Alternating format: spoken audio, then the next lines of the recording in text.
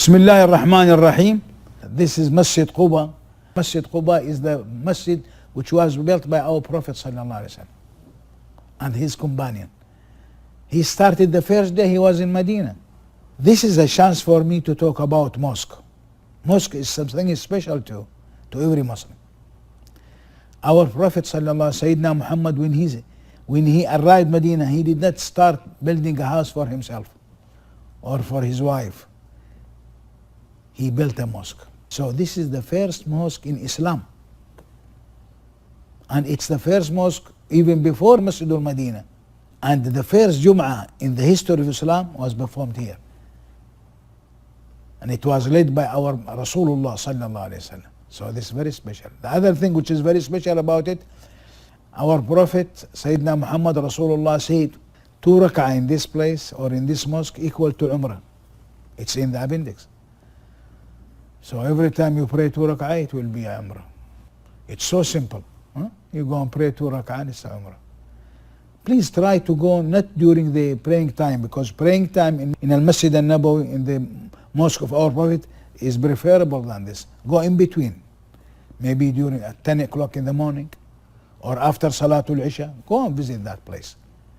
Try to remember our Prophet built it himself with his companion when he came from Medina, and he stayed there for a while until he finished building that mosque. Of course, the mosque was not that big, but mosque is there. So mosque should be very special to every Muslim. Our Prophet started with building the mosque just to show us that mosque is very special to every Muslim. As I said, he did not start building his house. He started building the mosque. Because house, it's your privacy. Mosque is for every Muslim.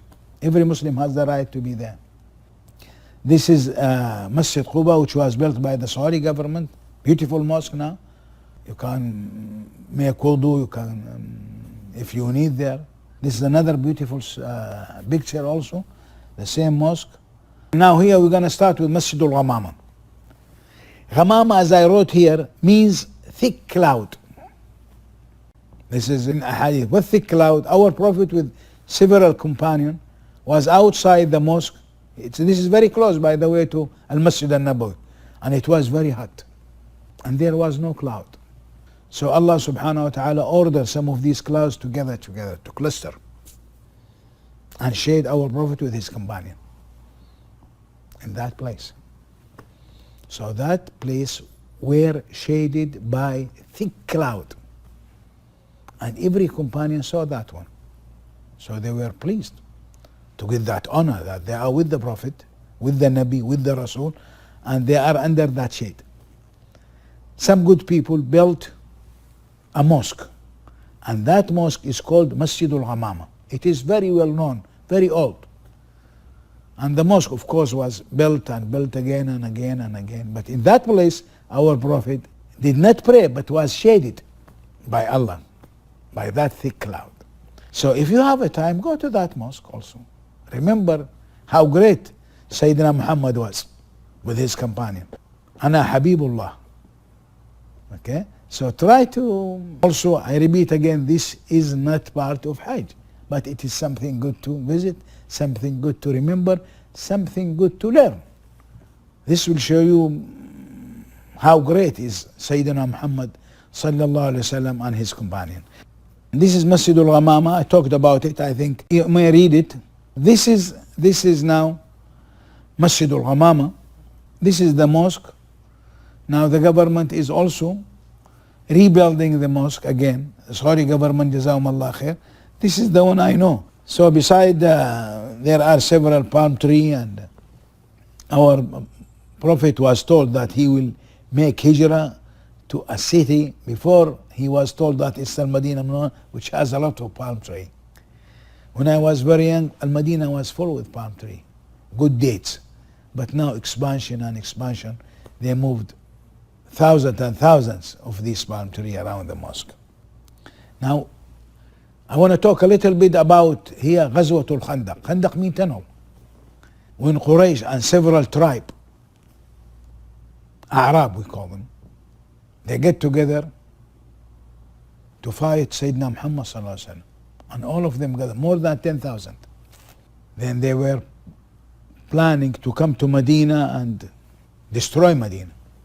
Then our Prophet ﷺ consulted the people there, the Sahaba, Muhajirin wa Ansar. And Sayyiduna Salman al-Farsi, he said, Ya Rasulullah, whenever we have a big army and we feel that they are much bigger than us, we used to tunnel the city. So we build a tunnel around the city. We call it in Arabic Khandaq. So they cannot get in. The tunnel around the city will prevent them from getting into the city. And our Rasulullah ﷺ liked the idea, though he asked all Sahaba to build that tunnel. This is the reason they call it Ghazwat Khandaq. Khandaq mean a tunnel. Nafaq. كلها زي بعض. It's the same meaning. So Khandaq was built surrounding the Medina. In that places, all the Sahaba used to dig by themselves. Later, 7 mosques were built in that area, because our Prophet did not have time to go and pray there, and so they prayed there. One of them called Masjid Abu Bakr al-Siddiq, Mosque of Abu Bakr al-Siddiq, Mosque of Omar, Mosque of Salman al-Farsi, who came up with that beautiful idea, radiyallahu anhu wa arda. This is one of them, Masjid Sayyidina Ali ibn Abi Talib, the 4th Khalifa, cousin of our Prophet sallallahu alaihi wasallam. So there are 7 mosques. Now maybe due to expansion, some of them were demolished, but I think now the government are trying or is trying their best to build it again. But this is still there, Masjid Sayyidina Ali ibn Abu Talib, husband of Fatima al-Zahra, Fatima al-Batul, radiyallahu anha wa nafa'ana bihim.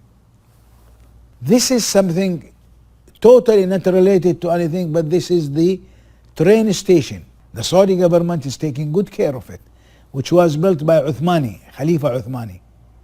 And this is the first station in Medina which take pilgrims from Istanbul to Damascus to Medina al-Munawwar. It was destroyed in the Second World War.